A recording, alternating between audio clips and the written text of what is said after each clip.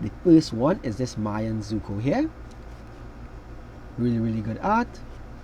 Of course, then we have Aang and Katara next to it, just snuggled up with Appa. And then we have Toph, the Great Earthbender here. Really.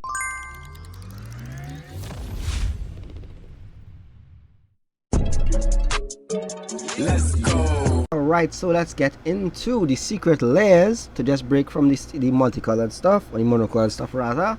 So first, all of my cabbages, we have 5 spells each in the colors, and let's go over them. So first we have Anguishon Making. It's an instant in black and white, exiles target non-land permanent, and you lose 3 life. So not bad at all.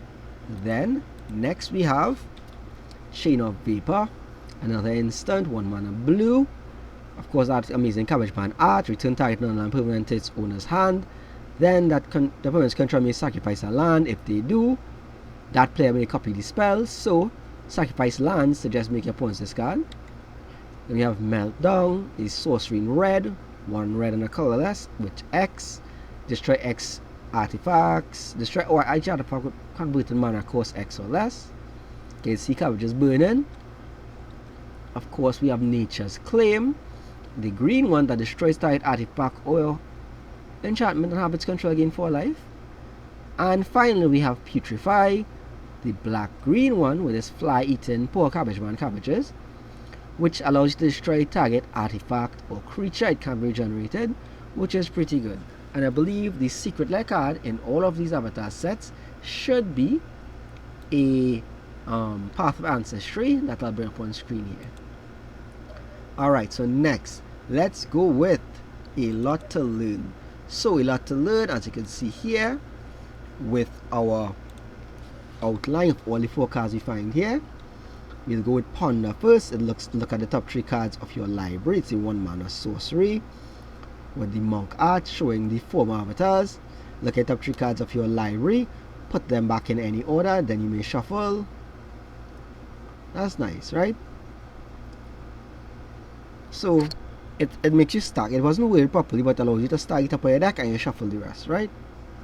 Alright, so next we'll get into Hugh's Reach, which is a Reacher of Kodama's Reach, 3 mana sorcery, arcane, means of every type, allows you to search your library for up to 2 basic lands, reveal them, put 1 in the battlefield tapped and 1 into your hand.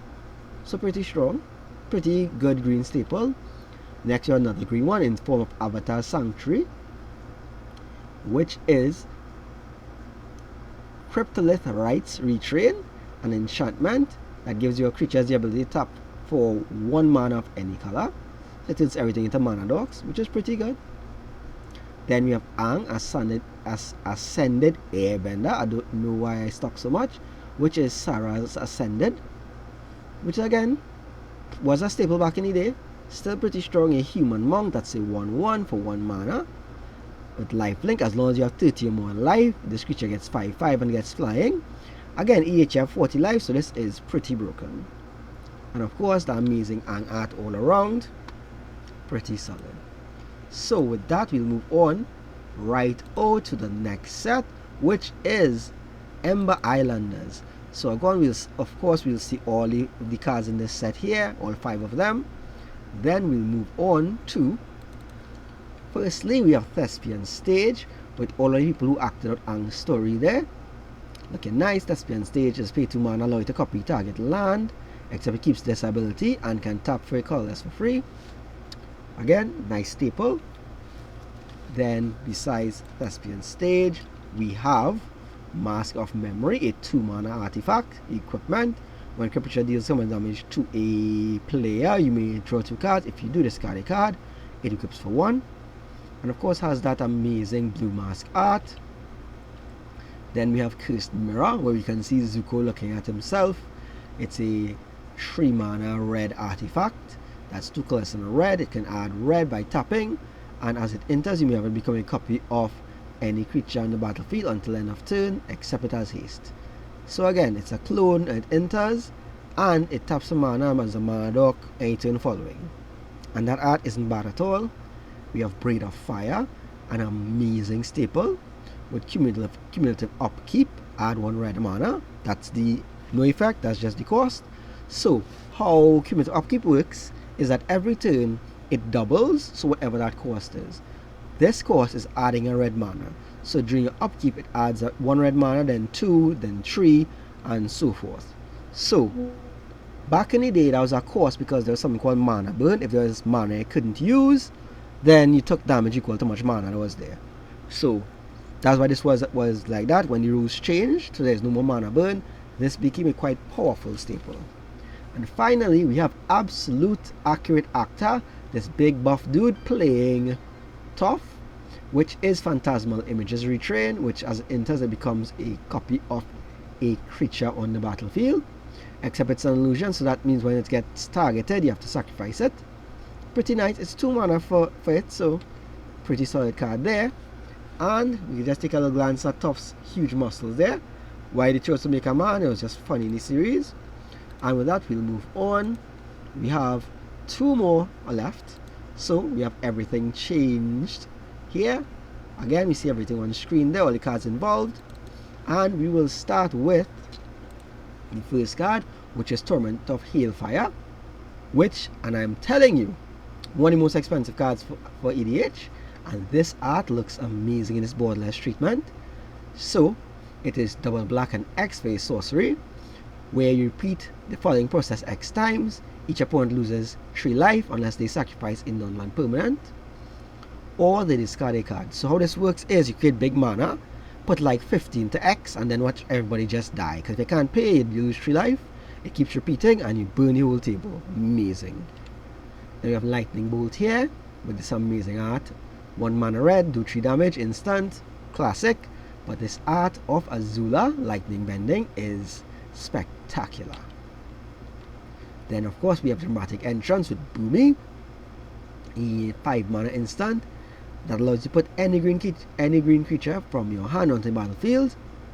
Vorinclex anybody? Vorinclex. Anyway, we'll move on. And finally we have Blood Moon with Zhao in the image holding the Dead Moon. Beautiful 3 mana enchantment we all know about, 2 red and a colorless. Sorry, 2 colorless and a red. I get so happy with that. And it allows all non-basic lands to become mountains. I make that sound good because I love red and black. For everybody else, bad time. So yeah, that's it. And with that we will get into our final secret lair, one with the elements. So again, up on screen you'll see the 6 cards that are in this secret lair, and then we'll follow up with all the cards. So first card here would be our expressive iteration, showing Katara and Zuko. People are shipping them. 6 sick bastards. Again, allows you to look at the top 3 cards of your library, put 1 into your hand, put 1 in the bottom of the library, and exile 1 of them, and you may play this turn. Again, was an amazing staple back in the day. Still pretty good. Then we have Force of Vigor, which is a 4 mana green instant, but it has an alternate cost of exiling a green card from your hand to play instead of the mana cost, and allows you to destroy up to 2 target artifacts or enchantments. Pretty solid. Of course, we also have Painful Truths as part of this. So it is a 3 mana sorcery that allows you to draw X cards, where you lose X life as well, and X is the number of color mana you used to spend on this spell. So interesting there. We have Flames of the Past, a sorcery that gives all instances in your graveyard flashback, and this has a cost of 4 mana and a flashback cost of 5. So not bad on this art with Zuko young and his older self as the Fire Lord. Pretty thematic. We of course have Preordain here as the blue spell for 1 blue mana, a sorcery that lets you scry 2 then draw 1, with all of the previous wind avatars here in the image. Pretty nice. And finally we have this amazing image of Aang and In Silence. Just him meditating, 1 mana instant, tells your opponents shut the fuck up because they can't cast any spells for the rest of his turn. Pretty good. And I really like this one. This is my favorite out of all of the secret layers. So yeah, that has been all of the secret layers. However, bonus here, we will also do all of our scene cards. Alright, editing professor here, postscript. I actually forgot this scene, and it's really good. So this is the battle after Zhao killed the moon spirit, where, spoilers obviously, where Aang and Lu was fighting. It is pretty good. I like how all the four cards fit together, especially in this art. I will try my best to get all four of these in foil, but no promises, because I know men going to royal hold out for this. So I'll leave it on screen for another couple of seconds so everybody can see the cards that make them up. But yeah, I just really like looking at this, the way how Lu and Aang just there, and the fire meteors coming in from another side, and you see the ships on the water underneath. I find that just amazing. Before I move on to the next set, again, postscript here, so forgive our boy. So the scene cards are something slightly unique. They have a bunch of cards that with special arts, you put them together, they create a scene. So I will do the couple scene card here first, because this is the one that I find the best. It contains 6 cards. The first one is this Mai and Zuko here. Really good art. Of course, then we have Aang and Katara next to it, just snuggled up with Appa. And then we have Toph, the Great Earthbender here. Really nice. Right under them, we have Sokka and Suki trying to read, and Momo stealing in there in Momo's heist, trying to meet Uncle Iroh. Again, these are all just the full arts found in the Jumpstart set. So that's the only place you'll be able to get this. These are Jumpstart exclusives. So that's pretty nice. I'll leave it on screen for another couple of seconds before I move on to the next scene. So the next scene is this war scene here. I put it as the war scene because it's a big fight between all of them. And this one is from the main set. So we have combustion technique. In the full art, we have Zuko, the conflicted, also in the full art there. And next to him, we have Azula, cunning usurper, in her full art. And you can see how all the images just line up on top there. So as the firebenders and all of that. Right on that, we have Aang at the crossroads. And the blue flame from Azula is just cutting in. You can see the red flames from combustion technique and Zuko right above him, which made the art on its own look good. But then you see the green crossing over to Katara, the Fearless, which again looks amazing, as she fights off the Daily Agents as the final card to complete this scene. And honestly, I find this one really spectacular. It's not as good as these couples one, but still pretty good. And of course we have the final one here, which is Turning the Tide.